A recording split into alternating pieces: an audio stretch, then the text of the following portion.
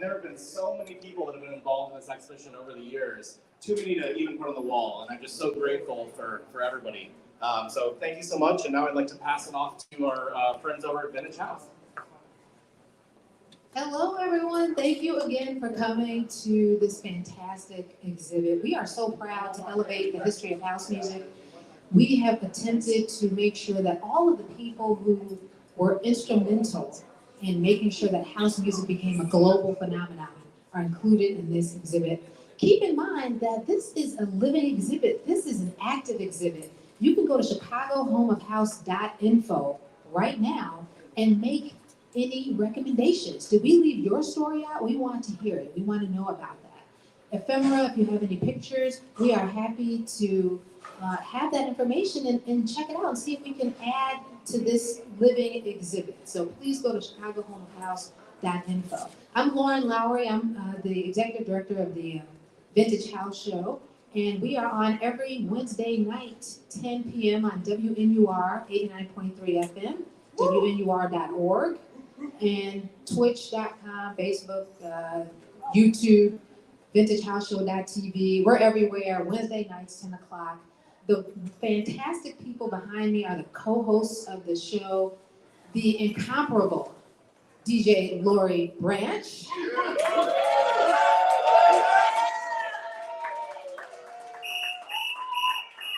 And Kevin Mega McFall.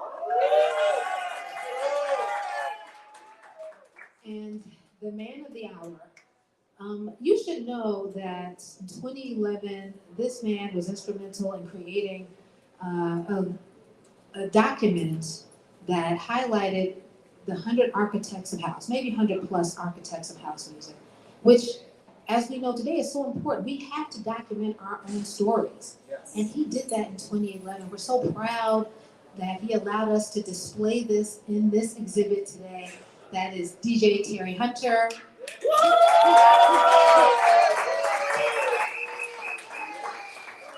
On with the podcast. All right, thank you all for being here. We have so many luminaries in the house. I'm scared to start naming names, but I do see Mr. George Daniels over here somewhere. We wouldn't be here without him. You hold it down for us. You held it down for so many. You continue to do that. So thank you, sir. Thank you, sir. Yes, so I won't stop right there, okay? We won't leave it at George, but I love all of you. Thank you for being here. Kevin, you want to kick us off? I will. And again, a big thanks to everyone who came out this evening. Know that it doesn't stop tonight. The history of house goes on forever. But we've got that timeline from 1978 to 2023. 2023. That's right. 72. Thank you. My math was off a little bit. I was a math major. But I'm not going to take any more time without introducing our esteemed guest, DJ Terry Hunter. He's both friend. We are fans of one another. Me more so than him. We go a long way back, and I just want to credit him with enabling me to do the one and only remix I've ever done on a record, Kathy Summers, When I Fell in Love, with UBQ Productions. Yeah. So thank you again for that. I'll be thanking you for a lifetime for that opportunity. But this gentleman is a 3-time Grammy-nominated remixer producer. Give it up. In on this. Grammy nominee, and we know that he's coming home with one of those trophies soon. 25 years, I think, it's been in this business. A member of the chosen few DJs, a record label owner, Tease Box and Glitter Ball Records, Mirror Ball. Thank you, Randy Lee. Shout out to everyone from those various ventures with Terry Hunter and all members of the house community. Let's get into a little more about this exhibit. We thank Terry for being here, and as Lauren shared, we really appreciate the inclusion and incorporation of the architects of house. But we want to start with 40 years. 40 years being this milestone of house music that we've all come together to recognize and celebrate. And we want to know, Terry, your perspective on 40. Some people have said it's really 50 years because there's a culture that occurred before and the record was released. But let's get your perspective. Wow. For me, I believe we would call it a house because I'm a part of the second generation, not the first generation. So for me, we would call it a house before '84.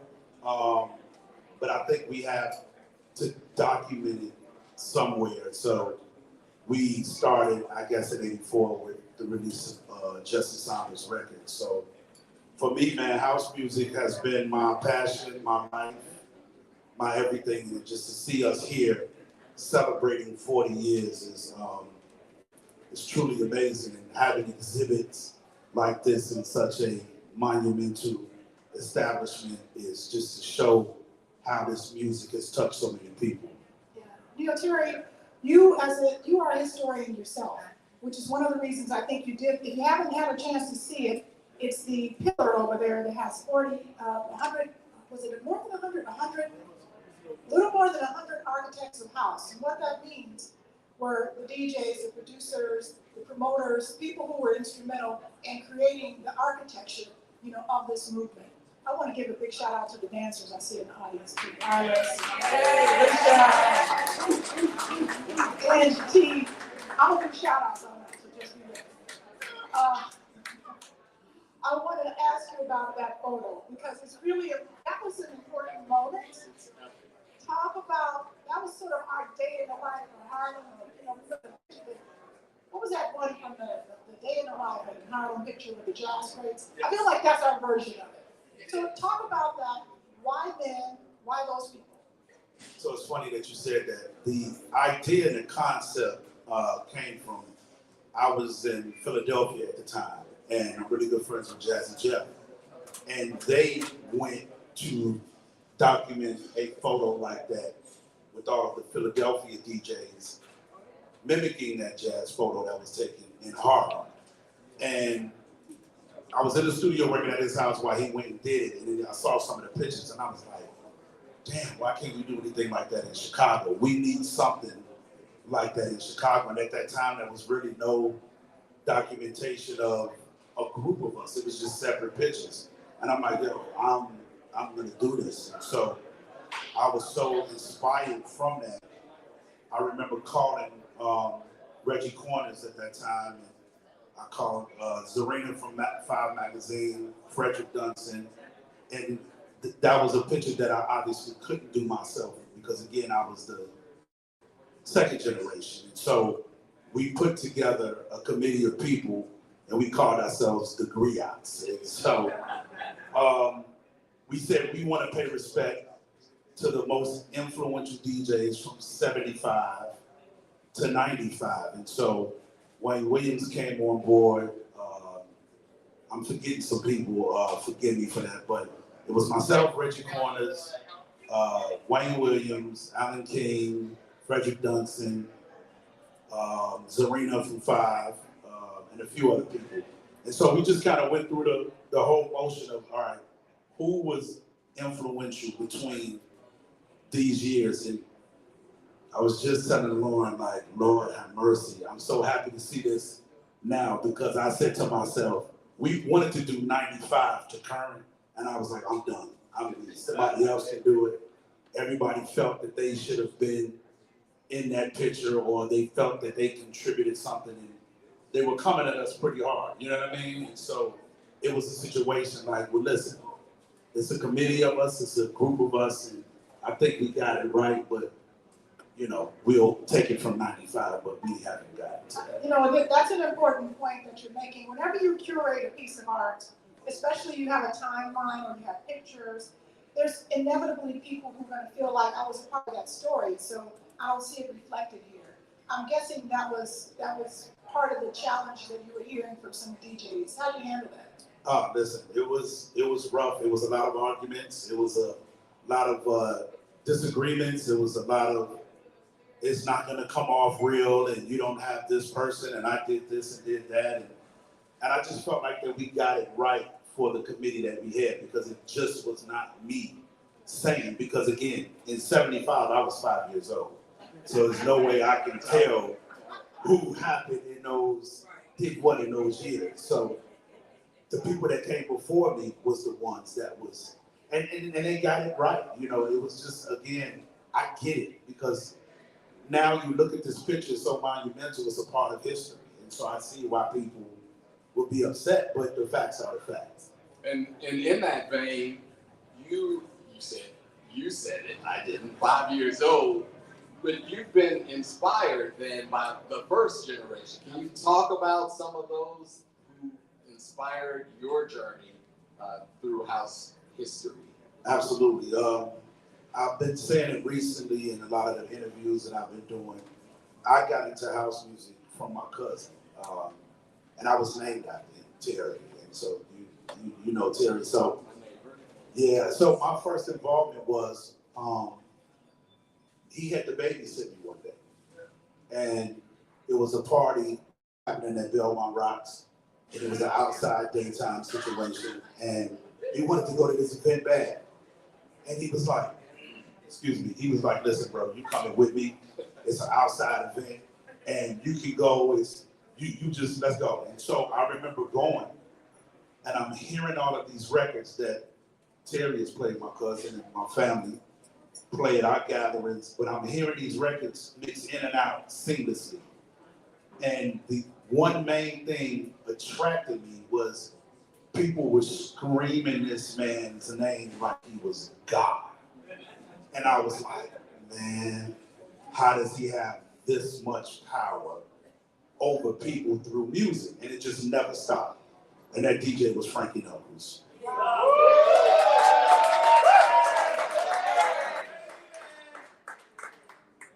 There it is. So that's how it started for me. I knew from then, I was like, I remember coming down Lakeshore Drive and calling my grandparents like, I want to be a DJ. I didn't know the first thing what I had to do, but I knew that I wanted to be a DJ. I want to make people feel good like this, and that's how it happened. That's amazing. I'm sure that other people may have had that experience. Who else remembers Frankie Knuckles? You were there. Like, we were there. Who went to the warehouse? The original one. Tell the truth. Tell the truth. Not the warehouse on Randolph. 206. 206. Yeah, we need some t-shirts. Now listen, if you didn't go to the warehouse, you were probably too young or too scared, and that's okay.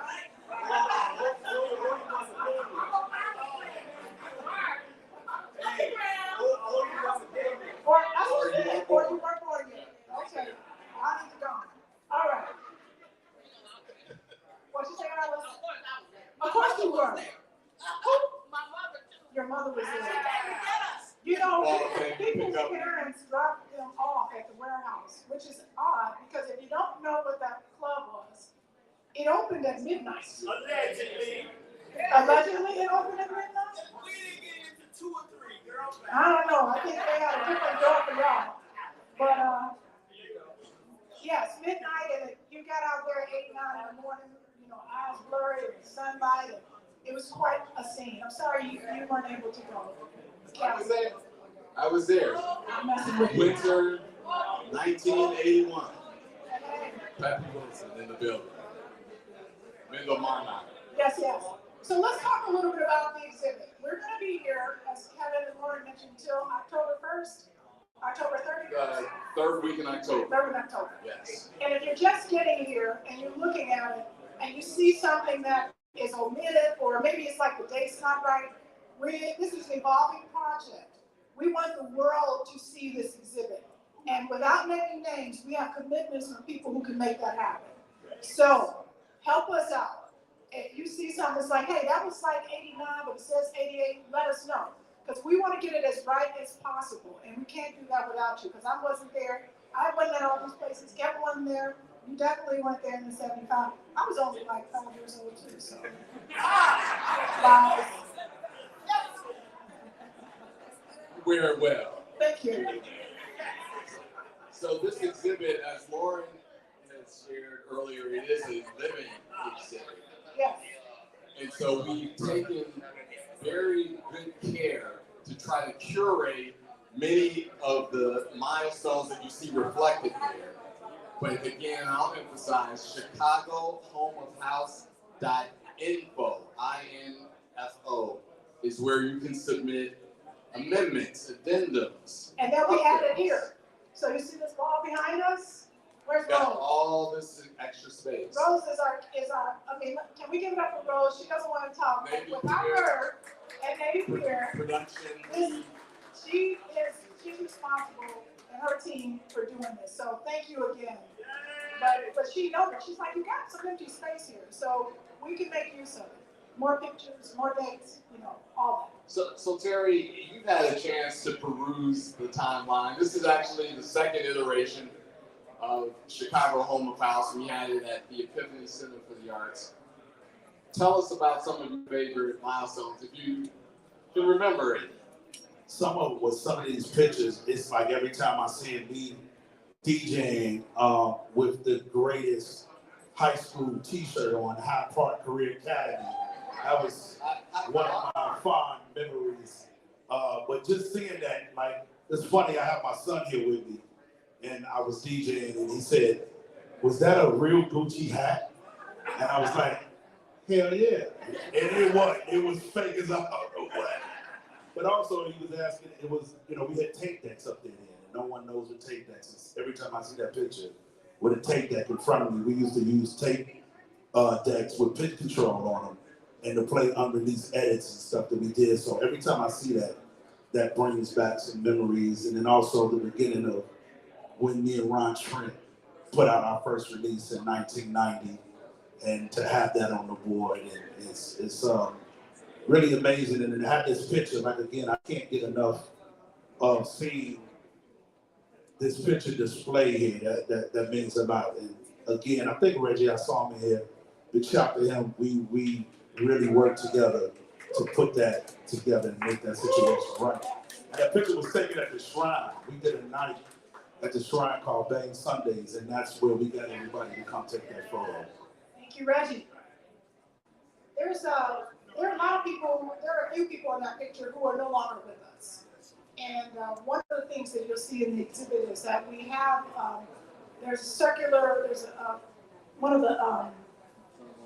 one of the poles, you'll see a circular design that has names of people we've lost.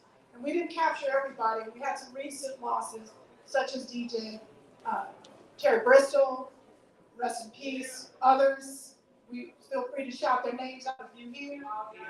Paul Johnson. And so we know that the reason we do this is because many people will pass and they won't ever be recognized. And so we have to tell this story in as many ways as possible.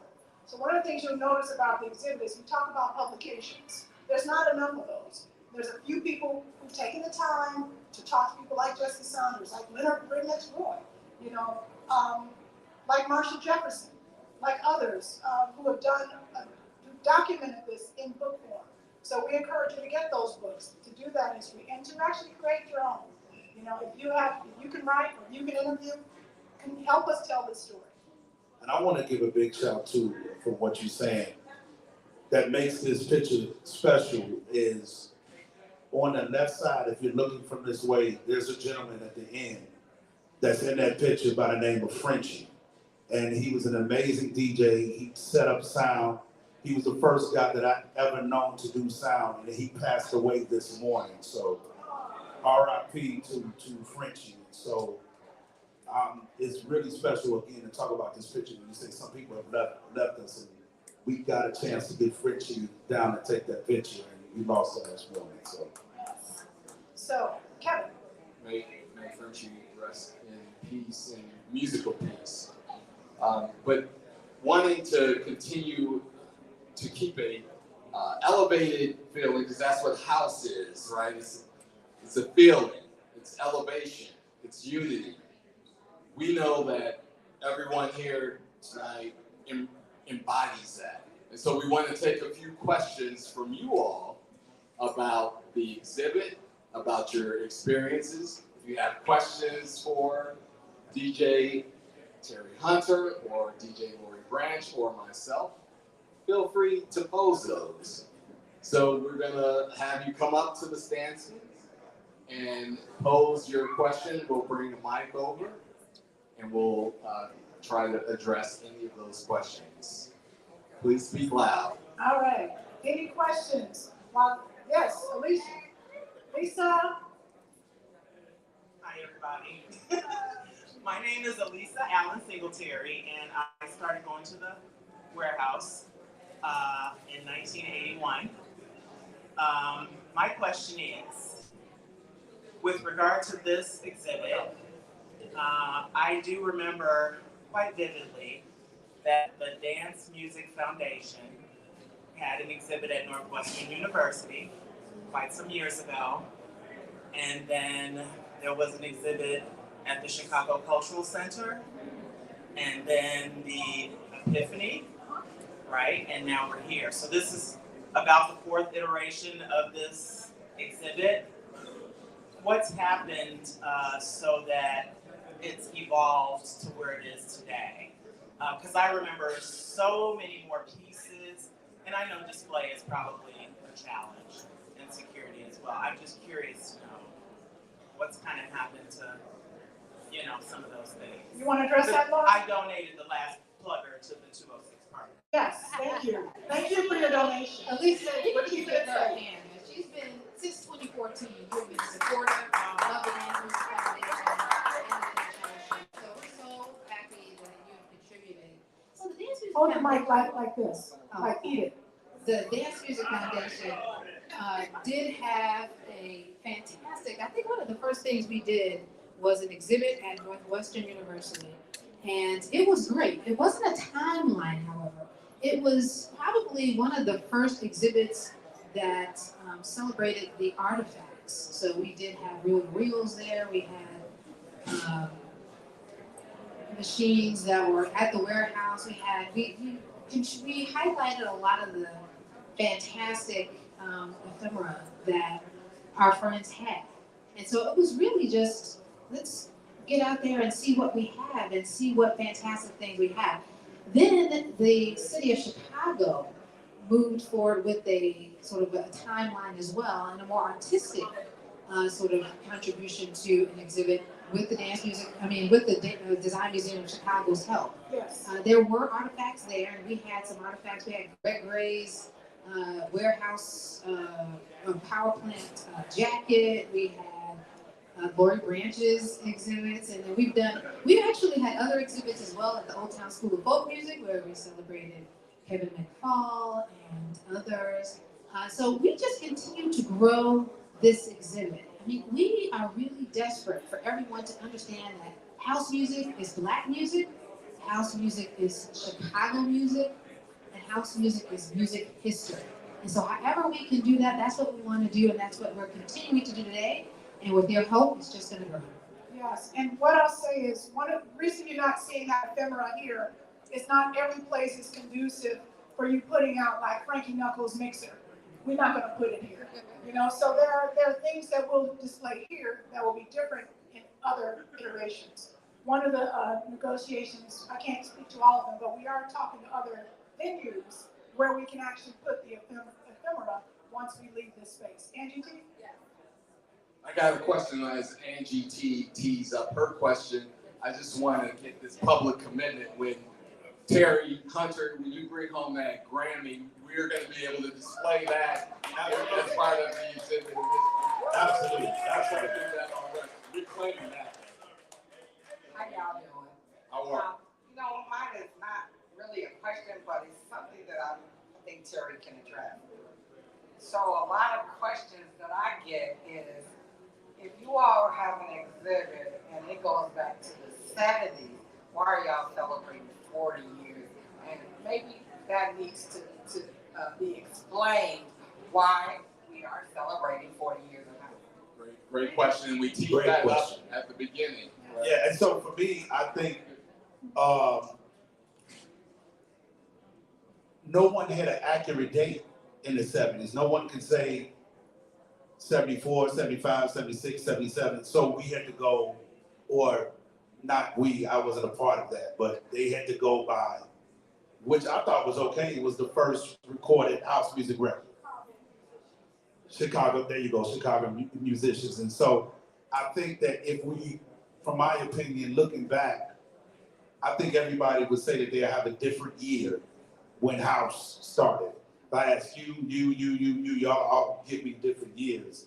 And so I thought it was just only fitting for them to go by the first recorded house record. But we all know we was calling it house before 84. Yeah, and I think it's important to note that the Chicago part is important. Because even when we were calling it house, we were calling all kinds of stuff house, right? We went to the warehouse, anything they played was house music. We went to music box, it was house, everything was house music. Disco, punk, rock, it was all sort of under that umbrella. Euro disco. But when we actually had a song that we could claim from our own community, that was 1984. Yes. And so that's why we drew the line in the sand there. And it was, Jesse was part of that crew, as was, don't let me get started. This happens when you turn 60. Don't turn 60. Chippy, Wayne, Kirk, Vince, so many people. Yes. What you talking about? I'm proud of my name. Yeah, she wears it well. Well, I love that question.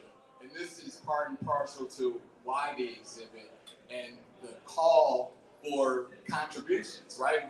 Your voices should be reflected here as well. And we want to ensure, again, you go to Chicago homeofhouse.info to submit those entries. But we did put a stake in the ground with the exhibit, with the 40-year celebration. I personally haven't seen as much unity in the community of house as we are witnessing in this celebration. So I think it's a good thing. Hi, my name is Louis Green. Some people know me as DJ West Green. Big West. How you doing? So I guess my question is, and it's one that pretty much everybody who's here would probably know the answer to, but I want to know like how it felt back in the day, like when you first played like a big set, like your first big set, your first big set, like, and what was the difference in the parties back then and now? Like, I mean, how did it feel for you? Because I remember how I felt when I went to a party, I felt good, I felt like everybody loved everybody. I felt like, I wanted to, have a girlfriend on the dance floor. Like, I mean, everybody, it was different. But I want you guys to explain how you guys felt. I'll start since I'm probably the oldest.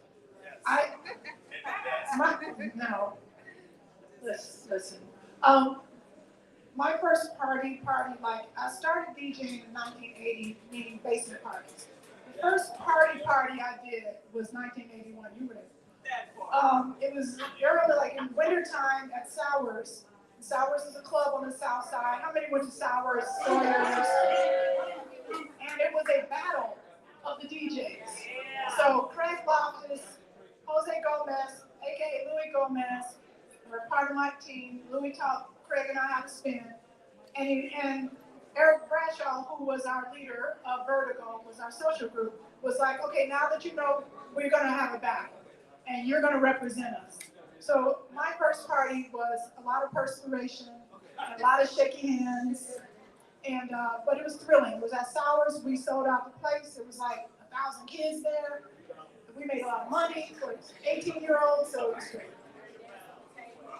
So I was just whispering to Terry, I'm going next because it's going to be a whole next level as well. But my DJ career started at the University of Illinois, Champaign-Urbana, and I got to partner with the brother of dancer and community member extraordinaire, Arliss Ball.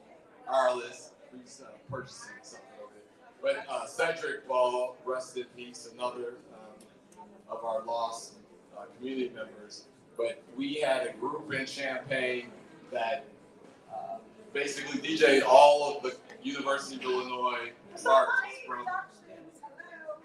from the Black Greek letter organizations to the dorms to the other Pan-Hellenic organizations. We had a monopoly on the market.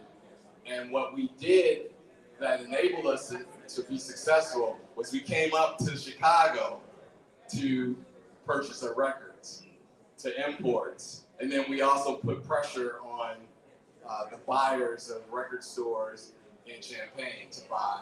And we were getting WBMX feeds in our dorm so we could stay attuned to what was happening in the sounds. And so there was this one big place on campus called the Union where we got to DJ, and at the Union it was an incredible feeling to be able to put the needle on the record and ensure that we were blending. I had a few. We call that shoes in the dryer. I had a few of those, I'm not gonna lie, but as practice makes perfect, we eventually got it right. We being Cedric, Jerry, Jan, and McAllister, there was a host of us that we had as a collective, and I'll never forget that first union party I DJ'd. Thank you. Terry. For me, when Wes speaks about feeling, I came up doing high school parties, again, Hyde Park. We were doing things like the Record Ball Club. We were doing the Hummingbird. We were doing a lot of those parties. And for me, as I was coming up in high school, I just loved to DJ, right? So the feeling was great, but I've always wanted more. I didn't, from very on seeing Frankie, the story I told you guys earlier, was that I never wanted to just be a local DJ in Chicago. And so my feeling coming up during the high school era was good, but I told this story in LA, is when I really got an overwhelming feeling in 1990 when I put my first record out. I got booked to go play in London. And that was a whole nother experience that I've never felt before. And I remember going to this club. It was a club called Heaven. That was a huge club in England at the time, and it was about 5,000 people there. And they was holding up my record in the crowd. And I had never felt like that because, you know, especially back in the 80s and 90s, there was a lot of hate going on in Chicago. People wasn't supporting. And I'm like, why do I have to go to another country for someone to appreciate me like this? And I remember just standing up behind the turntables to the point they had to shut the music off because the crowd was going absolutely insane. And that was my first feeling of being a DJ. Okay, we can't top that. We're gonna have to wrap it up. So I'm gonna say mine and give Terry the last word after you. But I want to say that this music is never going to die. It's never going to die. It's here to stay. This is about history, but it's also about the present, and it's also about the future. And so I just want to give big ups, big props to all of you for still doing what you do to keep it alive, to stay in the party. It happens in community, and that love that we felt with each other, we missed it during COVID. No excuse now. Come out, support these DJs, support these promoters. Buy the records. Eric Welton, dude. I mean, he's like all of y'all. I'm not gonna start, but you know, all you producers. Eric, man, I was like, damn, he's just doing some shit. Okay. But anyway, we're gonna wrap up. We're gonna have time to just hang out, socialize, and I just want to say thank you from the bottom of my heart for being my friend, for being part of the community. It is my love, my life's work, and I couldn't do it without you. You are everything. So thank you. Thank you. Quickly, I'm just going to plug the Vintage House Show podcast every Wednesday night, 10 p.m. Central, WNUR, and wherever you download your favorite podcast. Our super duper executive producer, Lauren Lowry. For those of you whose stories, which is also an important part of keeping this history and advancing the culture and the genre, please invite yourself onto the show. We're happy to have you tell your stories, and we're capturing these first-person narratives. So no one, your story is your story, and we love telling it and having you share it with us. So please come on down and join us, and I'm gonna ask Terry to close us out. And I just want to thank you guys for having me being here on the first opening of this dope exhibit. Make sure you guys tell somebody, like, this is Navy Pier, it's coming into the summer, like, let's not come to these events every now and then. Bring somebody down here, show them the pictures, tell them the stories. I think it's very important. And I just want to commend all of you guys, Chicago, like, the support that has been going on in this city for the last few years is truly amazing. And I'm gonna say this, going back to the Grammys, from working with two of the biggest artists in the world, is representing Chicago. And that's what my plea and my speech has been. It's been about Chicago, it's not about anything else. And we're gonna bring that trophy home, but just to you guys, I'm saying that not for you to, or some egotistical standpoint, but look at where we're at. We're in the rooms now. We're on another level now. And so we're trying to usher in new people that's gonna be able to get those Grammys and those nominations that's from this city. So it's just support, man, and thank you guys for all the love. It's been amazing, honestly. All right, we're gonna start here. I think we got some music. Can we play a little bit? Yes.